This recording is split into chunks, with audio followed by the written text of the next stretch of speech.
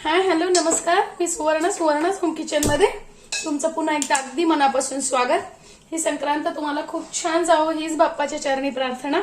आज मी तुम्हाला खूप छान असे संक्रांतीसाठी बिना पाकाचे म्हणजे कुठल्याही प्रकारचा पाक न करता अतिशय सोप्या पद्धतीने लाडू दाखवणार आहे आणि वड्याही दाखवणार आहे।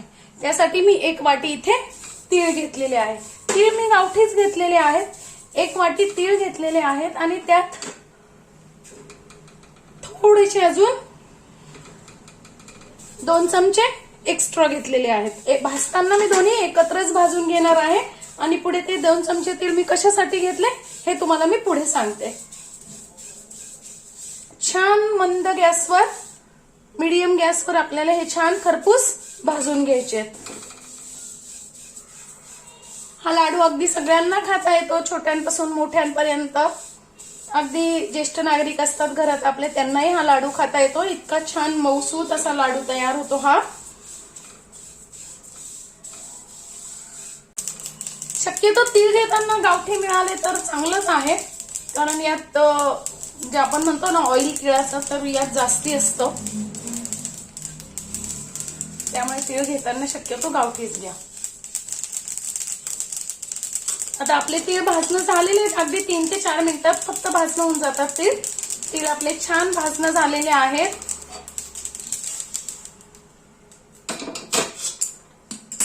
आता त्याच कढईत मी 2 चमचे शेंगदाणे घेतलेले आहेत, ते पण आपल्याला छान खरपूस भाजून घ्यायचे आहेत। शेंगदाणे पण अगदी 2च मिनिटं भाजायचे आहेत, खूप काळे नाही करायचे। इथे मी साल नाही काढणार आहे, तुम्हाला पाहिजे तर तुम्ही सालही काढून घेऊ शकता, पण मी साल नाही काढलंय कारण शेंगदाण्याच्या सालातही आपल्याला छान प्रोटीन्स मिळतात। छान गार करून घ्यायचंय। आपले तीळ छान भाजले गेलेले आहेत, शेंगदाणेही छान भाजले गेलेले आहेत आणि आता गारही झालेले आहेत। आपण छान ते मिक्सरच्या भांड्यातनं बारीक करून घ्यायचे। बारीक करताना कंटिन्यू मिक्सर नाही चालवायचंय, फक्त चालू बंद असं करून आपल्याला छान ते बारीक करून घ्यायचे। मी इथे 2 चमचे तीळ काढून ठेवलेले आहेत, जे आपण एक्स्ट्रा घेतलेले होते ना ते 2 चमचे तीळ मी ते बाजूला काढून ठेवलेले आहेत। 1 वाटी तीळ आणि 2 चमचे शेंगदाणे घेतलेले होते, त्याच सेम वाटीने मी इथे 1 वाटी गुळ आणि थोडासा वरती शेंगदाण्याचं प्रमाण असलेला त्याच्यात तेवढाच गुळ घेतलेला आहे। आता त्याच्यात सेम आपण गुळही बारीक करून घ्यायचा आहे। मी इथे घेतलेली 1 ते 1.5 चमचा वेलची आणि जायफळची पूड, ती पण त्यातच छान घालून घ्यायची आहे। तुम्ही यात ड्रायफ्रुट्सही घालू शकता, तुमच्याकडे आवडत असतील तसं। आणि मिक्सरच्या भांड्यात छान चालू बंद करून असं आपल्याला हे सगळं बारीक करून घ्यायचं आहे। बघा या पद्धतीने किती छान असं आपलं हे आपण सगळं मिक्स बारीक करून घेतलेलं आहे। आणि कुठेही तुपाचा वापर नाही, दुधाचा वापर नाही, काहीच नाही। असे आपले लाडू लगेच पटापट छान काही न करता वळले पण जातात। आणि मी तुम्हाला बोलली होती ना की 2 चमचे मी तीळ ठेवले, भाजल्यानंतर बाजूला काढून ठेवणार आहे। तुम्हाला जर आवडत असतील यात तर ते तीळ आपल्याला छान असे टाकून घ्यायचे, म्हणजे मध्ये मध्ये जेव्हा खाताना तीळ येतात ना तर ते छान वाटतं, म्हणून 2 चमचे आपण तीळ टाकून घेतलेले आहेत। आता तुम्हाला आवडतील त्या साईज नुसार तुम्ही याचे छान लाडू लगेच वळून घेऊ शकतात। खूप सोपी पद्धत आहे मैत्रिणींनो, तुम्ही नक्की करा या संक्रांतीला। अगदी झटपट होणारा हा पदार्थ आहे। आता मी तुम्हाला अजून एक खूप छान अशी रेसिपी दाखवणार आहे। मी आता तुम्हाला लगेच तिळाच्या वड्याही दाखवणार आहे। त्यासाठी मी इथे एक ट्रे घेतलेला आहे, तुम्ही घरातलंच एखादं ताटही घेऊ शकता। त्याला छान तूप लावून घ्यायचं आहे।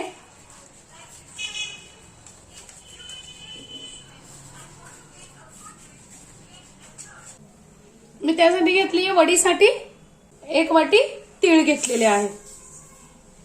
तीळ छान आपल्याला भाजून घ्यायचे। तीळ भाजणं झाले आपण काढून घेऊया आणि त्याच कढईत इथे मी अर्धी वाटी शेंगदाणे घेतलेले आहेत। ते पण छान खमंग भाजून घ्यायचे। आता आपले शेंगदाणे पण भाजून झालेले आहेत। अर्धी वाटी मी घेतलंय खोबरं, अंदाजे 2 चमचे असेल किंवा मग अर्धी वाटी। ते पण छान आपल्याला खरपूस भाजून घ्यायचंय। खोबरं पण त्याच्याबरोबरच आपल्याला मिक्सर मधनं शेंगदाणे, तीळ आणि खोबरं एकत्र छान आता बारीक करून घ्यायचंय। खोबरं, तीळ आणि शेंगदाणे मी छान मिक्सर मध्ये बारीक करून घेतलेले आहे। आपल्याला कढईत टाकायचंय 1 चमचा चांगलं तूप। हा माझा छोटा चमचा आहे म्हणून मी 2 टाकले। तुम्ही आपला पोहे खायचा चमचा घेतला तर तो 1 पूर्ण चमचा टाका। आणि त्यात टाकायचंय मी वाटी गच्च भरून घेतलेली आहे गुळ। गुळ मी इथे चिरून घेतलेला आहे, तुम्ही किसूनही घेऊ शकता किंवा गुळाची पावडर पण घेऊ शकता।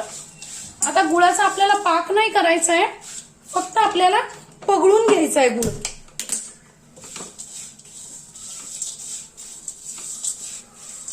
बघा मी इथे गुळ फक्त वितळून घेतलेला आहे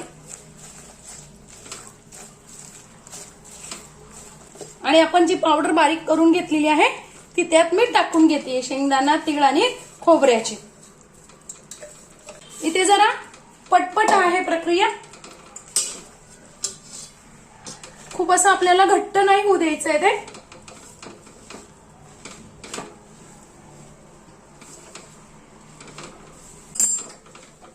गॅस बारीकच ठेवायचा आहे।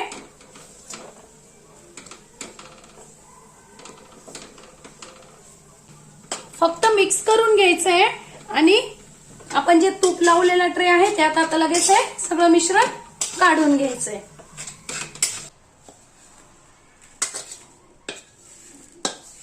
पटापट लगेच असं ते थापून घ्यायचंय। हाताला चटका बसू शकतो, तुम्ही हाताने नका करू।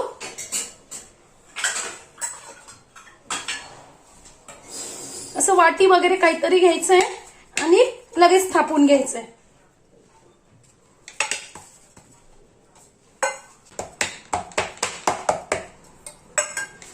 ही क्रिया थोडी पटपट करायची आहे म्हणूनच आपण आधी तयारी करून ठेवायची आहे।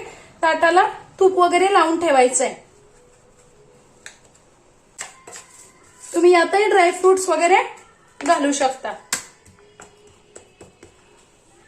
गरम असतानाच 2 मिनिटात सेट झालं की लगेच आपल्याला या प्रकारे तुम्ही तुमच्या आवडीनुसार, साईजनुसार लगेच वड्या पाडून घ्यायच्या आहेत।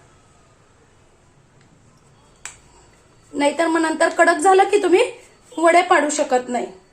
तुमच्याकडे सुरी असेल सुरीनी किंवा मग पिझ्झा कटर असेल त्यांनी तुम्ही छान वड्या पाडू शकता।